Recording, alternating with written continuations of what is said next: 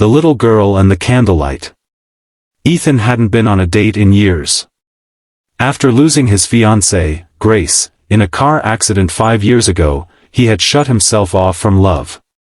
His best friend had begged him to try again, to go on this blind date. But this? This wasn't what he expected.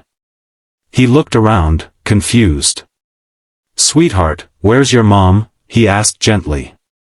The girl slid into the chair across from him, setting her bunny on the table. "She said she's finishing something important," the girl replied. "But she said you shouldn't leave. Please don't leave." Her words echoed with strange urgency. Ethan smiled weakly. "What's your name?" "Lily," she said, playing with the candlelight that danced in her eyes. There was something hauntingly familiar about her. The shape of her smile. The soft curls of her hair.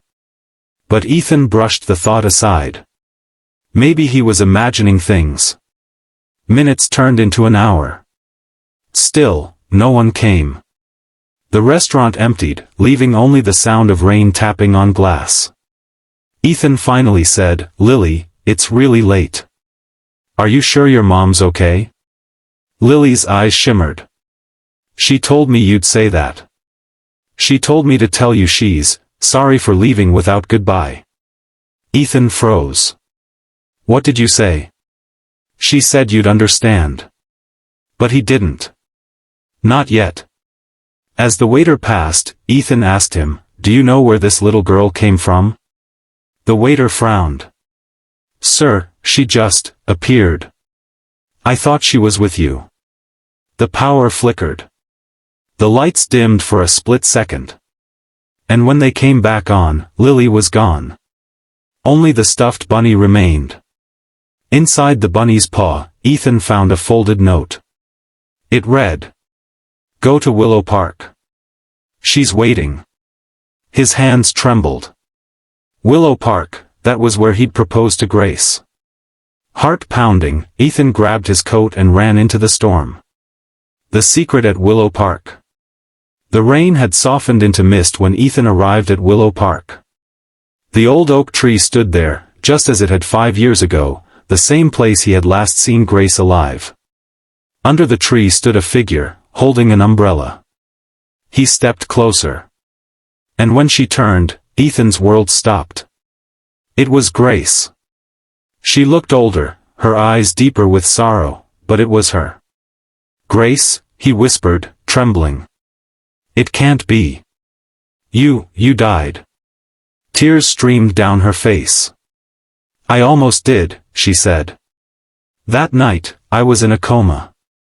They told you I didn't make it, but I survived. And when I woke up, I couldn't walk, couldn't speak. I didn't want to burden you." Ethan's breath hitched. "You vanished from my life, Grace. Why now? Why send that little girl?" Grace smiled sadly. "Because Lily needed to meet her father." Ethan blinked. "What?" From behind Grace's coat, Lily peeked out, the same little girl from the restaurant. Her big brown eyes filled with wonder. "Daddy," she whispered.